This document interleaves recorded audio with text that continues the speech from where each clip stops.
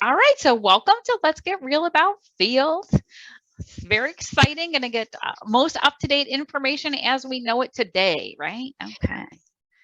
With all of our wonderful field people. So again, I'm Renee Finnemore. I recognize a lot of faces and names here today. I'm one of your academic advisors, and we'll be working with you through this process with the field team. So Adriana, do you want to say hello? Hello, I'm Adriana. I'm the other advisor. You probably have seen me or seen my name at least. It's nice to see everybody today. Christine, you want to hop in? Good afternoon. I am Christine Ferretti, the online MSW field director and also the assistant director for the online MSW. So nice to see all of you.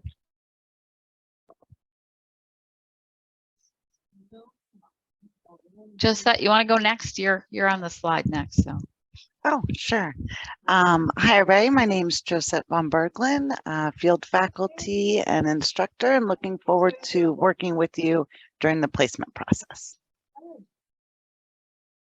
I'll go next. I'm Shelley Hall, field faculty and instructor, and I as well look forward to working with you all.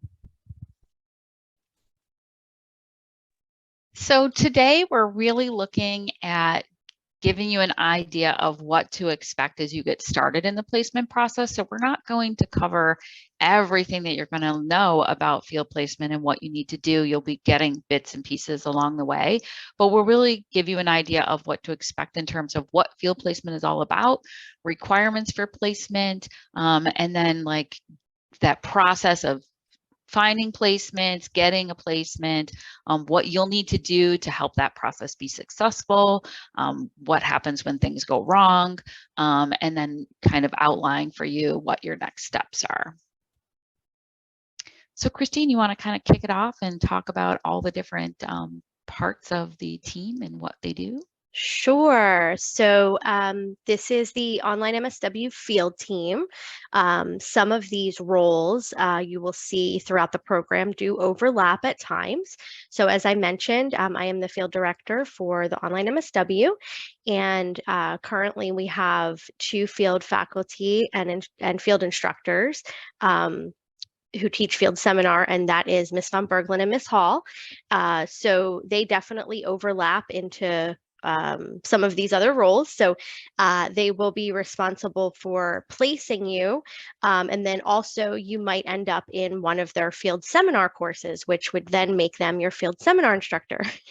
And so then the field agency instructor is going to be the person at your agency, the social worker at your agency, who's going to oversee your internship and provide you with supervision each week.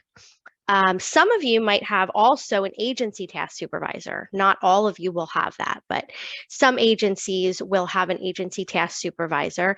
And that sometimes happens, for example, if you're placed at a hospital and the hospital social worker is kind of responsible for multiple sites.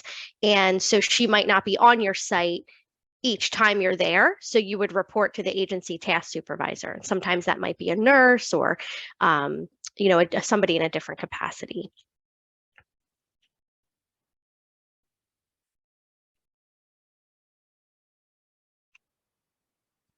Okay, and then as far as kind of looking at things at a glance, for generalist students, which you will all be entering into generalist field in summer. And so we're going to think of that as entry-level social work practice. And so we're going to be seeing things like learning how to be a case manager, assessing needs and resources, obtaining community resources, some discharge planning, maybe some intakes, maybe some psychoeducational groups. And it just kind of depends on the setting that you're in. But we want to be having the lens of foundation level generalist entry-level practice. You'll hear all of those terms kind of interchangeably. Some examples of some agencies might be some emergency shelters, crisis hotlines like suicide prevention or sexual assault crisis hotlines, some grief and loss programs, emergency assistance programs, and then some community resource and referral. And then Shelley or Josette, if you want to jump in, Ms. Hall and Ms. von Berglund place students across the country, generalist and clinical, but they teach generalist students in field seminars. So they're very familiar with all of the different types of agencies and tasks that generalist students typically do. So I didn't know if either one of you wanted to jump in with some more examples of what typically is taught at that level. I'd like to add that this at that foundation level, the generalist level, is an opportunity for community outreach. Also, you have some of the meso opportunities for tabling events, dropping off agency information packets for clients at a different agency that you might do a lot of referring to, introduction to grants and continued funding with local agencies like your United Way. That may be a great learning opportunity also. So just wanted to add that in, but great summary here on this slide. That's a great point. And Ms. Hall, did you? Good, thank you. Okay, yeah. So yeah, so you'll be hearing in your field seminar course, you know, have opportunities to discuss what you're doing in your placement, but also to hear all of the other things that students are doing across the country in their agencies and what they're learning. Is this also me? Okay. And so you're going to be receiving an invitation in your Knights email account. And so that's not going to come from one of us. That's going to come from WebCourses directly. So it's a non-credit course, and it's a mandatory non-credit course. So you'll see an email come through, and it's going to be to your Knights account from WebCourses. And it's going to be the online MSW mandatory placement process for summer 2023, and which is what you will all be entering into. So you'll go ahead and accept that invitation, and you'll want to get started on the modules as soon as possible. And sometimes, you know, the deadlines can come up sooner than you think. So even though we're talking, you're not going to start placement until summer, we really start being hands-on, you know, 5 months you know, beforehand. And so you'll want to look through the modules.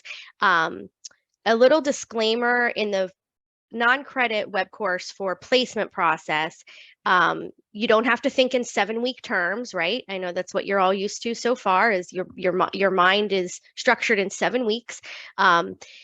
In the placement process, we kind of have until it opens, which is in the next week or two. I'll send you'll get the invitation, and then we have all the way until the summer to be working together with field faculty. Everything's not due on a Sunday. And I know that's different from your 7-week courses. So you'll just want to pay attention to the dates and the days that things are due.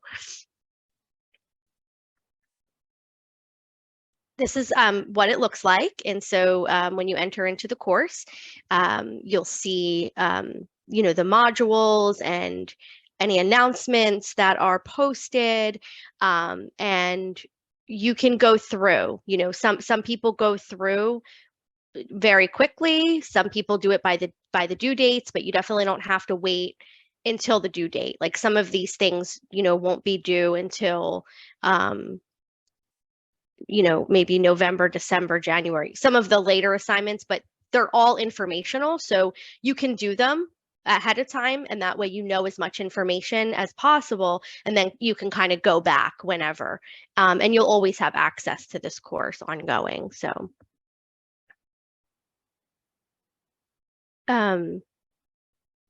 Ms. von Berglund, did you want to, I feel like last time you did a really good job with talking about some of these things, particularly you and Ms. Hall, the first bullet there. Unmute. Thought I clicked it, thank you. That's okay. So placement requirements, we talk about the, just going to rearrange some of these bullets really quick of submitting your field application by the deadline. how this works is that you submit it and we review it, and then we're able to reach out to you. That's where we get your contact information. That's where we learn at where are you living. And so pretty critical information in there. And then you want to complete the field placement process orientation web course, very valuable, can answer a lot of the questions that you're already asking. How many hours? How often? Da, da, da, right? How much is this? And, go from there. So definitely you want to watch that orientation web course. As we continue to review the field applications, and then we start talking to you about your interest and remembering that this is a matching process. We look at our community that your community that you're in, what agencies that we've worked with, what experiences are available for hopefully a really good learning opportunity. We also look at the aspect of your availability. Yes, social work is 24/7 in a lot of what we do.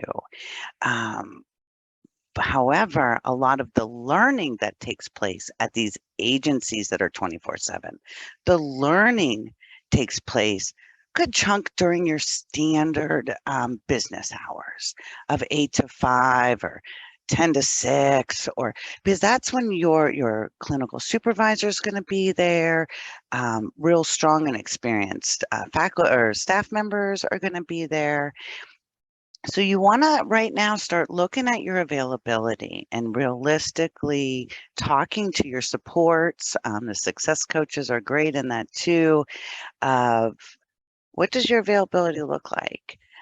Thinking that we can find a nights and weekends it is very, very difficult and not as available as one may think.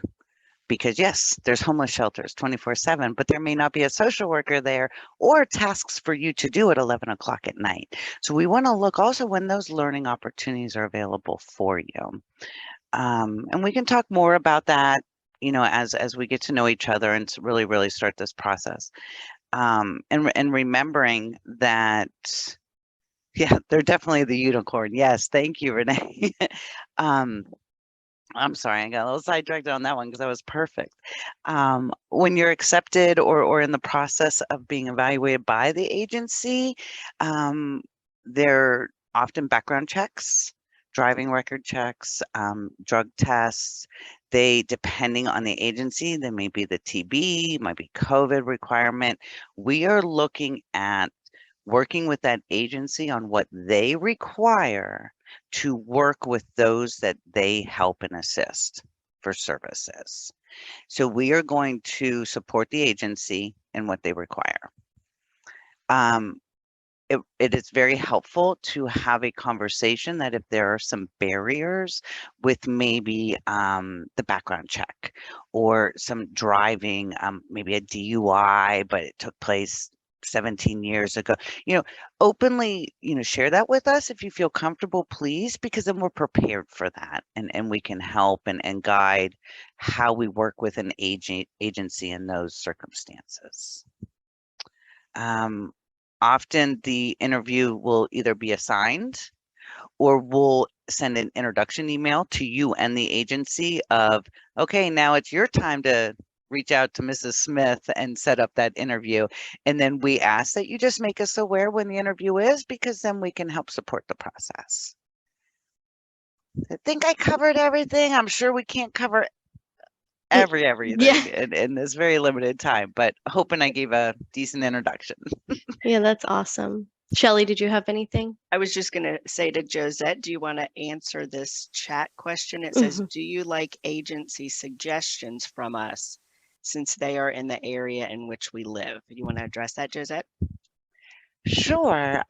Thank you, Eve, for asking. That's and what I believe on the application process, Christine, help me out here. I could there may be, no, there's not a section for asking.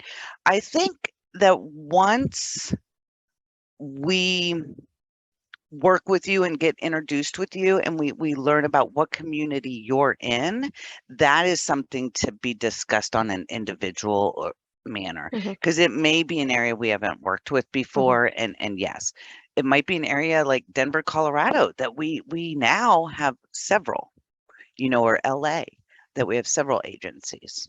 So not a solid yes or no, more of an individualized.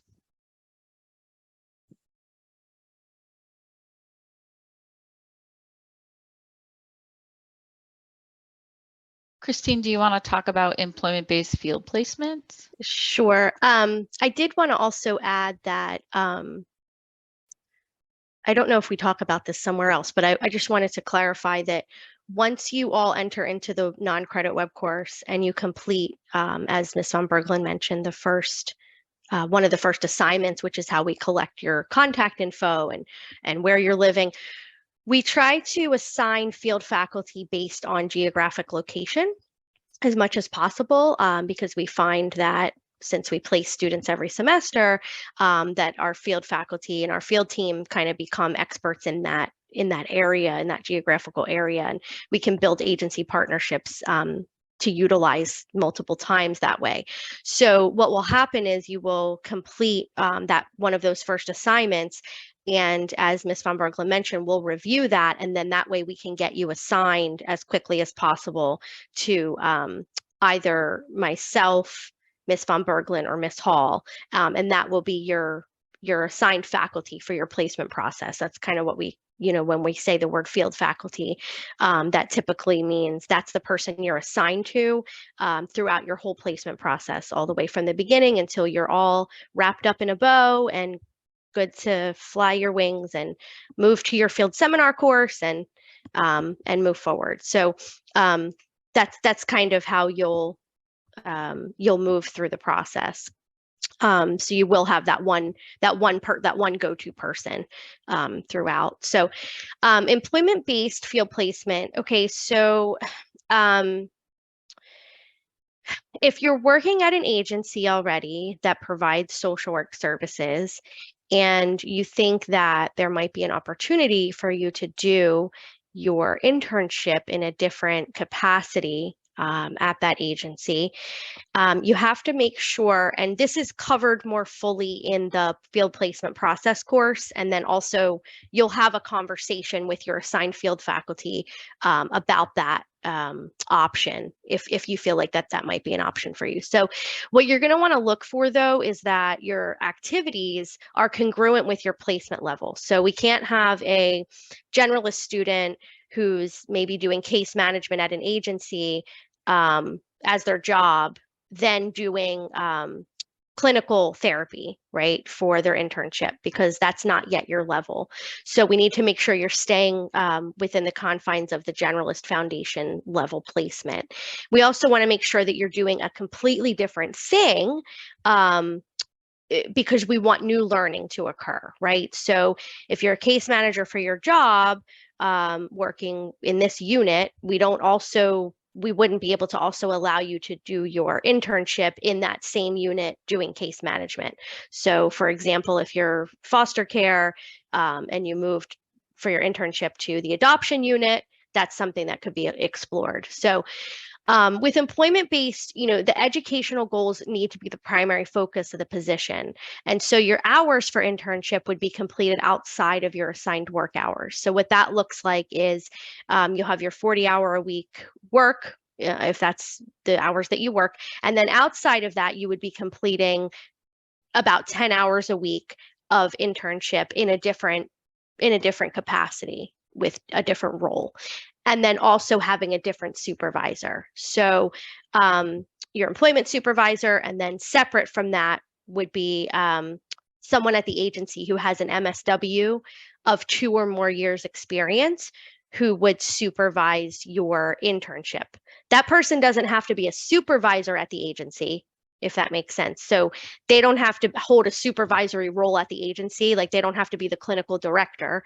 They could be just another social worker in that unit who is willing to provide you with an hour a week of supervision for those hours that you're completing. It is really a conversation. It's something to look at if you think it might be an option, but you definitely want to talk with the assigned field faculty about it, because you want to think along the lens of, while that might seem like killing two birds with one stone, right? A lot of times what we see is students who maybe are burnt out from their job, or maybe they just don't want to be at that job anymore. Well, if you leave, you now don't have a job and you don't have an internship, right?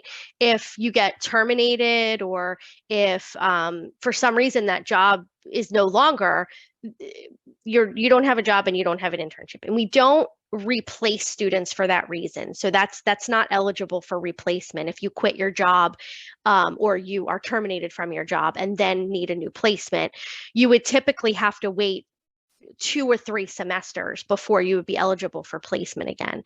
The other thing that we see with employment-based is sometimes the agency has trouble distinguishing your role, and sometimes those roles are not respected as they should be in terms of them focusing on your learning. So you might be within your 10 hours a week of your internship, but if something happens at your regular job and they need to pull you, sometimes agencies, maybe they don't respect those boundaries. And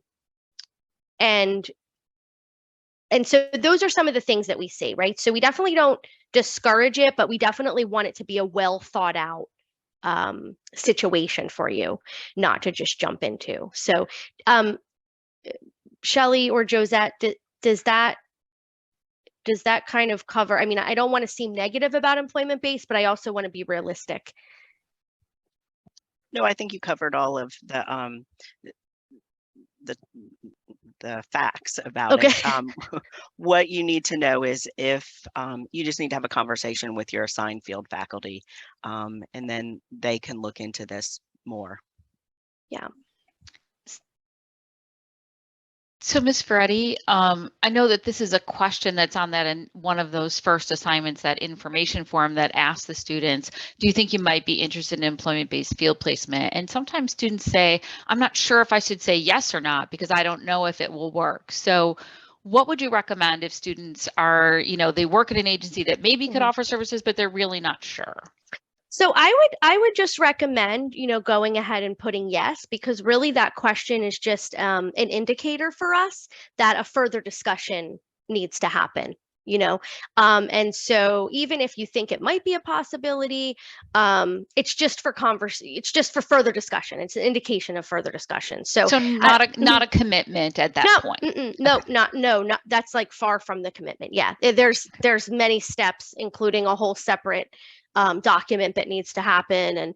And then we also have to think about if your agency is even somebody that we're affiliated with, right? And so if we're not affiliated with them and we don't have a legal agreement with them to host UCF interns, that's a whole separate bureaucratic process that needs to take place. And that can be lengthy and it can get complicated, and so definitely, just if you think it's worth a conversation, just go ahead and say, yes, I want to have that conversation. And that way you'll have the meeting with the field faculty and you can kind of talk through those steps and explore that option. And then somebody asked how long you're in the placement. So you are going to be in the same agency starting in summer semester. You'll be there for 3 full semesters. So it's pretty much a year. I think it comes out to maybe 11 months, but it's going to be the full summer semester, the full fall semester, and then the full spring semester. Adriana, do you want to, after you answer that question, do you want to go ahead and take this slide and talk about what their registration and plan of study will look like? You got it. I just wanted to mention that there was a question in the chat that I don't think we addressed, and it said, when can we expect to start? The end of May or in June?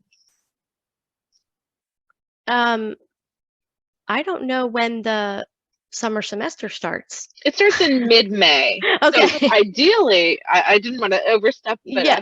Ideally you'd start right away. Yes. As soon as the semester begins, but occasionally people start later. That's right. Yep. So yes, ideally you're going to be starting the first week that the summer semester starts, and sometimes like Adriana mentioned, you might be in a situation where you're starting, a couple weeks late because of agency onboarding or agency orientations and things like that. So you are used to the 7 weeks, like Ms. Ferretti mentioned before, the 7-week academic courses. You're going to add 2 field education courses to go alongside your placement. They're not the same as the academic courses. We know that they run the length of the semester, but also it's not having an assignment due every week, that sort of thing, the way that you're used to in your academic courses. But you can't neglect the classes either. There are requirements that you need to, things you need to submit, discussions you need to participate in. So you're going to get your information to register for spring semester shortly, later this month. And then your information to register for the summer will come in March. So at that time, I'll give you specific instructions on which courses to register for, and they will include 2 field courses. One of those courses is the field seminar, and that's where you'll participate in doing the discussions. And then your field education course is where you'll submit your the documents to basically oh, sorry, I just got a message in the chat. Basically where you'll submit things like your hours log and that kind of thing. So just be sure that you're going to register for 4 classes coming up. Oh, that's what you're reminding me of. Is that it? Give me one moment. 2 hours additional credit hours per semester in the generalist year. I think the credit hours on here is inaccurate. In the generalist year, it's 2 credit hours per semester that you're adding. Right, that's correct. Yeah. Sorry about that. That's okay. That's my error. So you'll add 2 credits. So keep in mind that your tuition, when you see the statement, it will reflect the 2 additional credit hours. So sometimes students are like, why am I paying more? And you are registered for 2 additional classes for 2 credits, not each combined. So 1 credit each. Keep in mind that you now have these 4 classes, although the academic classes will run 7 weeks, so just 1 at a time. But at any given time, you'll be in 3 simultaneously running courses. So you're going to have to get organized. You're going to have to really work on those time management skills because you have these classes and now you have to add these 10 hours per week of your placement. So right now is the time to start building your support network and letting them know what you're about to get involved in. So line up that childcare, work out a schedule with your job as much as you can. Flexibility is the most important thing here to having a successful semester. And we want to make sure that you are aware of it far in advance so you can remove any of those obstacles that might be a problem. Transportation, something that comes up a lot. So start getting ready now. And I would say, like, if you feel like time management, organizational skills, stress management, if you feel like those are things that you could use a little help with, your success coach is a great resource to help you kind of identify what you might need and make a plan for getting some of those skills strengthened and build that support. So if you're not sure what that should look like, definitely reach out to Barbara because she can be a really good resource for getting ready for that piece. And I just wanted to add that since you are all going to be starting your generalist placement for the 3 semesters, right after that, the semester after you finish your generalist, you'll be rolling right into being a clinical student. And so then you'll have your clinical placement for 3 semesters.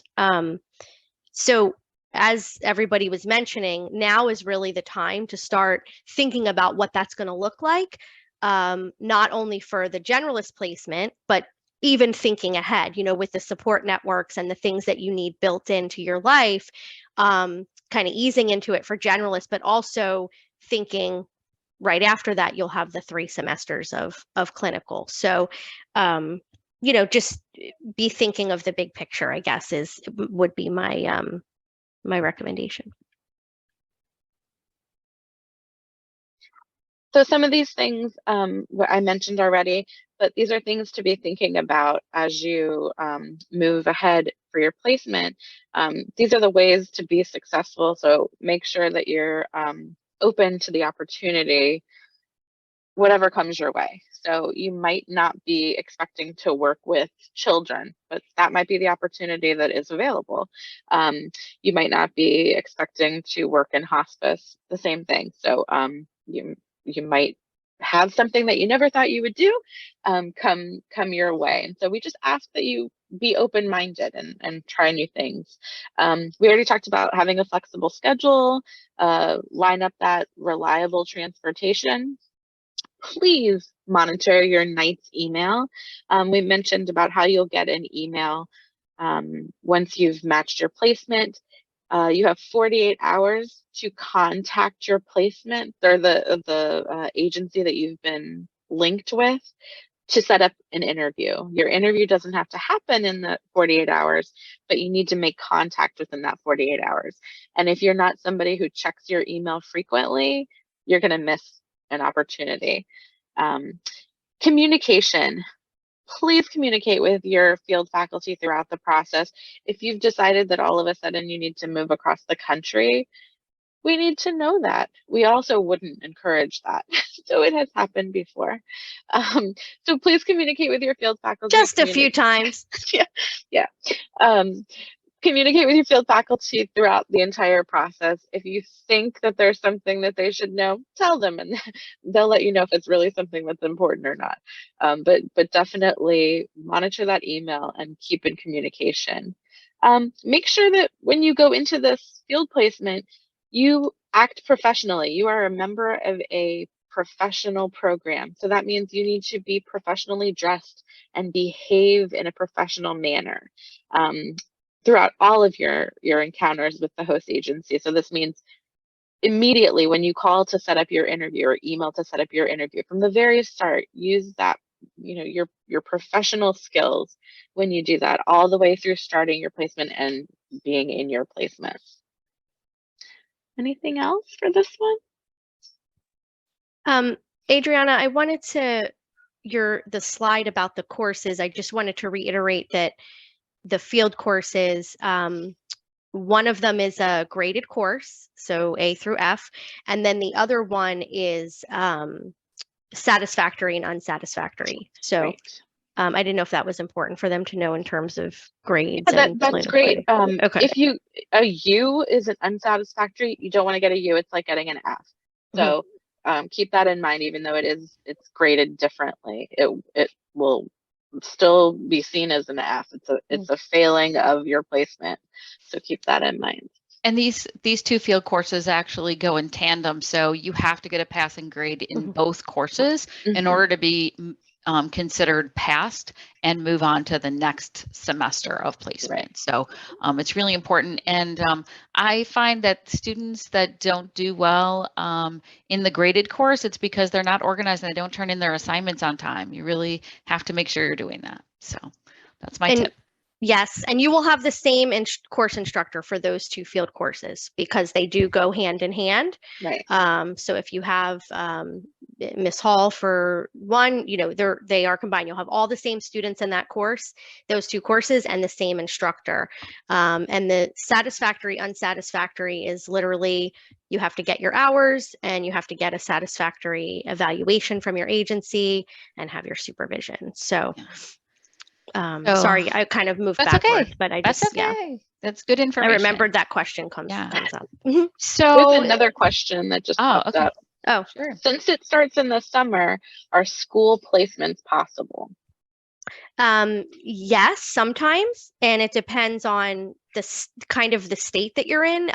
So some schools, like here in Florida, for example, schools that are open to hosting students over the summer semester are because the social workers are working full time over the summer, and that there are student programming going on during that time. So, it is possible. It just depends on how the school in that area is structured, and it also depends on if we if they are open to hosting students, basically, during that time. So it's not a definite no. It's definitely something that can be explored. And we do have students in school placements, mostly here in Florida, wouldn't you say? That our students who are in schools are mostly in the state of Florida, I feel like, right? I would agree with that. Yeah. Yes. 'Cause the social workers are all year round. So So looking at, we talked about what to expect with to ensure successful placement. Here are some examples of when things can go very wrong.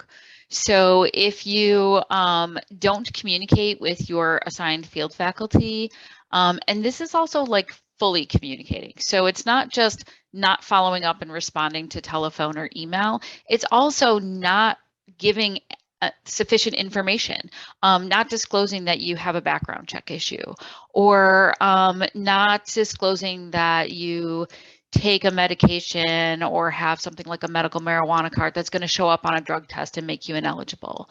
That you don't let field faculty know that you're,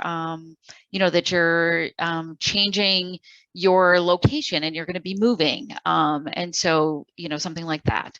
A lot of those things, not being able to communicate clearly and giving sufficient information, can really affect your placement process.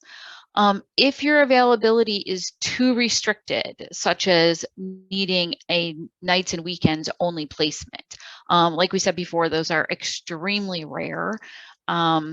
Even though an agency might be available 24 hours, the agencies that host students, they want them there during the day when they have the most staff and the most support for those students.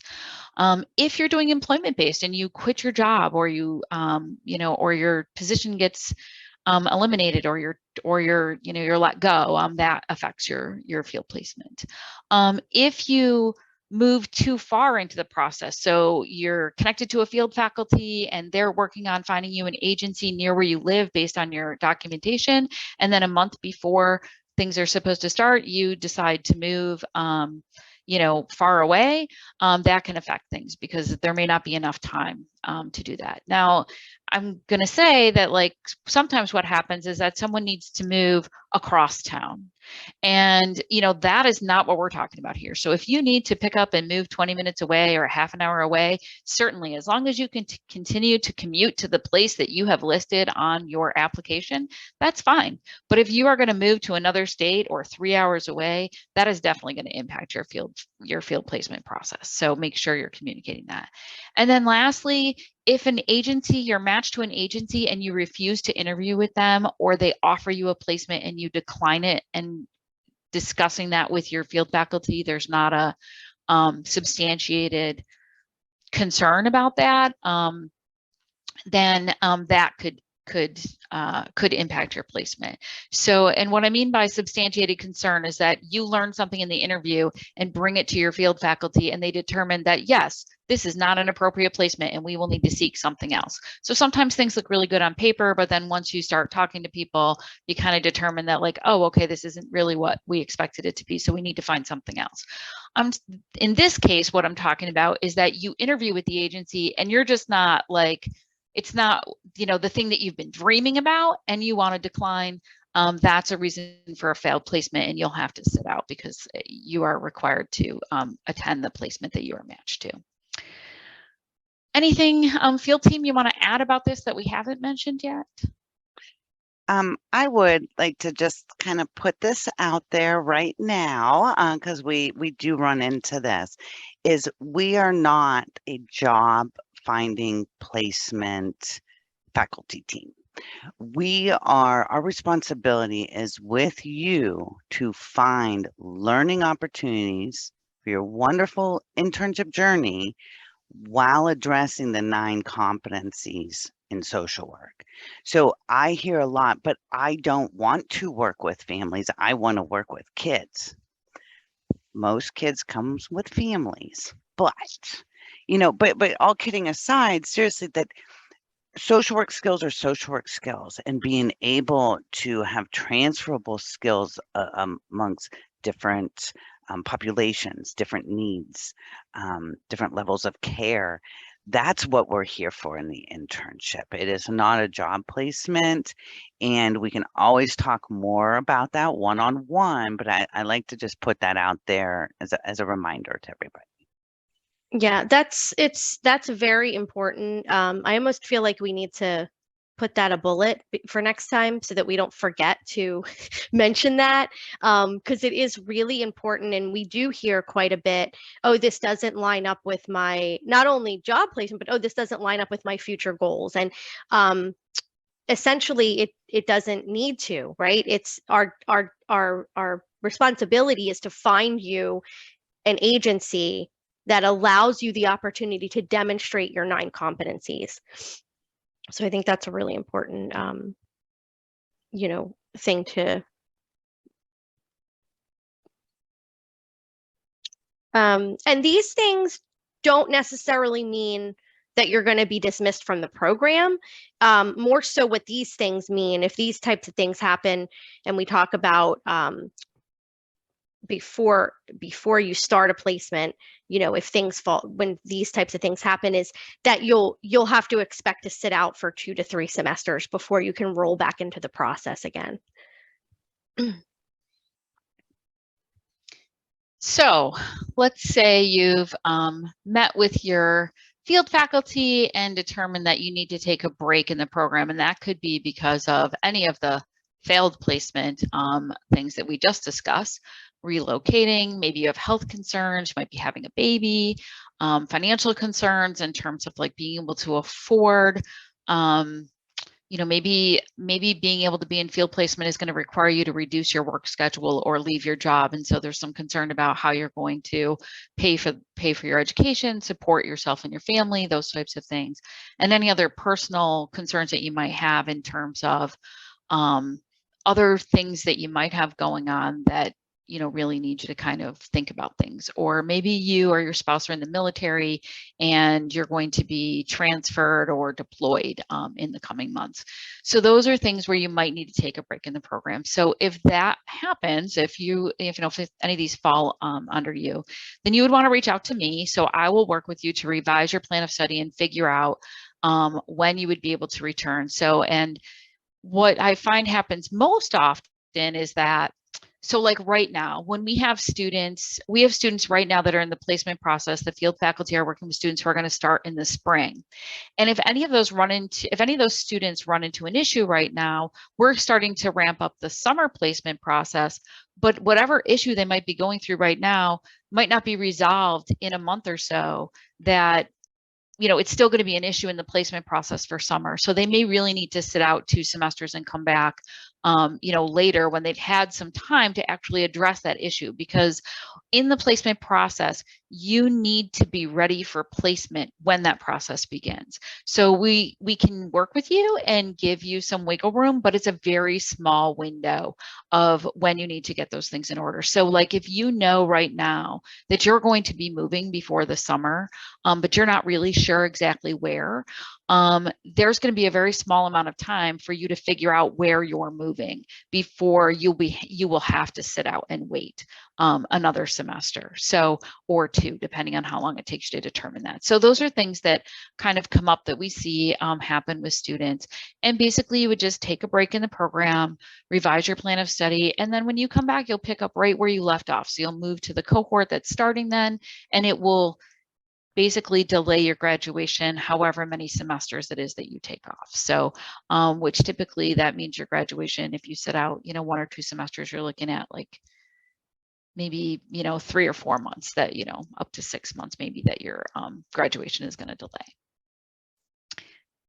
So yes, Can I 2 just years. Oh. Sure, go ahead. So sorry. I just, because when we do the recording, it doesn't capture the chat. I just want to make sure to read out this question. When we do start job seeking, will these placements be able to be added to our resumes to prove experience? Yes. Yes. Please add them. Yes. That's all. Absolutely. Thank you. That's an excellent question. Adriana, do you want to talk a little bit about this? Sure. So before you entered the program, hopefully you took a look at what your state's licensure requirements might be, if that's the plan you want to take. This program is preparing you for clinical licensure in your state, but we can't guarantee that we meet the rules for all 50 states. We definitely do for Florida. We almost positively do for everywhere else except for Colorado or right now. But find your state social work board and go make sure that you know what the licensure requirements are. Most of them want an MSW, all of them want an MSW that comes from a CSWE accredited program, which we are. So we definitely meet that requirement. But states have different requirements in terms of what the education components might be. So you might be required to take a course in human sexuality, or you might be required to take a course in substance abuse, something like that. We may not offer what you need, so we're just telling you to go take a look. It's your responsibility to make sure that you know what your state requires, but we're definitely happy to help you. So if you have any questions, you don't know where to find the information, you're not sure what you're reading, please feel free to reach out to me directly and I can guide you a little bit. But doing a Google search with your state and LCSW or social work board will take you likely to the right place. So just make sure that you know those licensure rules ahead of time. Okay, so thinking about what you are going to need to do next, we'll be following up this session today with an email with a link to this recording, a link to a survey for you to complete just to give us an idea of how well you feel prepared for what's coming, and then a link to schedule an appointment with me. So we'll have a advising appointment that's specifically to talk about the field placement process, and you'll have a chance to ask some more questions if you have some that don't get answered today that you think of, but also I'll be asking you some questions to see how you're feeling about where you are in the process and help identify things that you can do to ensure that you have a successful placement. So that's kind of what you should expect to do next. And so that'll be coming out, like I said, in the next day or two, and then hopefully we'll be able to get a chance to talk in the next couple of weeks. So, and then overall, next steps, really looking at reviewing the presentation again, creating a to-do list, monitoring your night's email for that invitation to the web course that'll be coming up in a couple weeks, getting that one-on-one advising appointment with me set up, getting support from your family, talking to your boss about, what your schedule is going to look like. And then also there's this really great website that we recommend to students that's about field anxiety and really how to help manage some of those feelings you might be having about just the process and what happens and how you're feeling about being ready for that next step. It's exciting, but a little daunting. And so how do we kind of deal with those things? So that's pretty much what your next steps will look like. And at this point, we'll turn it over for any questions that anybody might have that we haven't gotten to yet.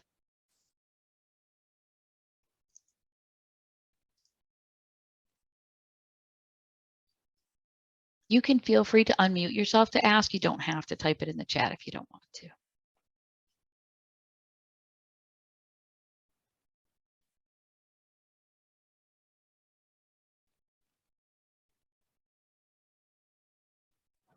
I do have a question. Go ahead. Can you hear me? Okay. Yes. So as far as financial aid is concerned, if we are a student who gets, financial aid from the federal government, would the credits affect how soon we get the disbursements and that sort of thing?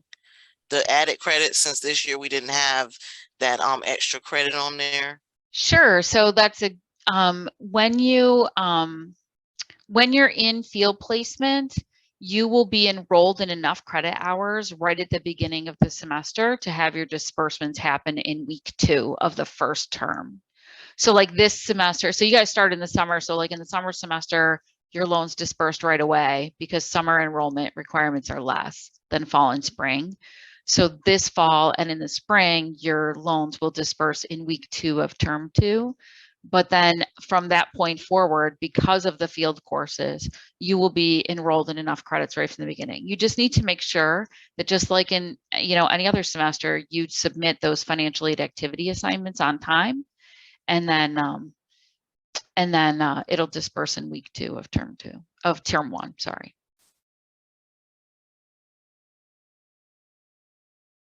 You'll also, I mean, in the summer, you'll see a difference in like the loan offer amount, just because you'll be enrolled in more credit hours. It should be the same for fall and spring, but the summer will be a little bit larger because of more credits.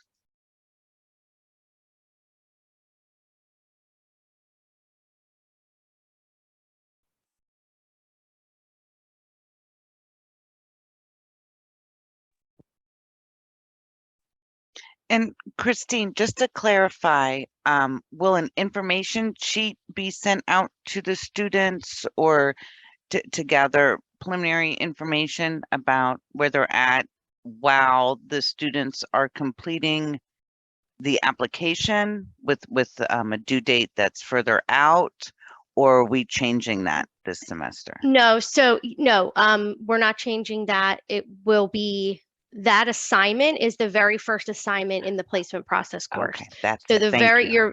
so your very first assignment you're going to see, which is going to have a due date of probably within a week or 2 of when the course opens. It's pretty quick. It's a pretty simple assignment. It's for us to collect basic demographic information on, so that we can assign you a field faculty immediately at that point. And so what we're doing differently from past semesters is you'll open up the course, you'll complete that very first assignment within a week or 2, and then we will assign you a field faculty immediately after that, so that you can start conversations with your field faculty moving from there.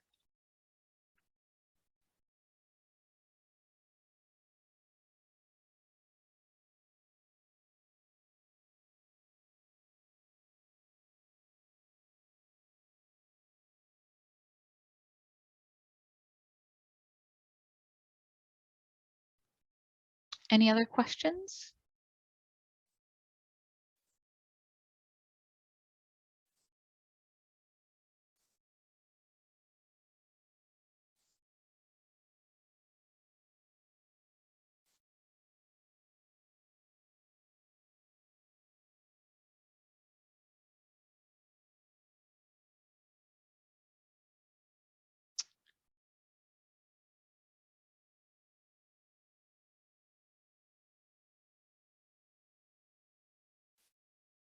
All right, well, thank you to everyone for attending and participating today. It was really great to have you all. And, you know, like I said, we'll be sending out follow-up email to everyone soon. So look forward to hearing from everyone.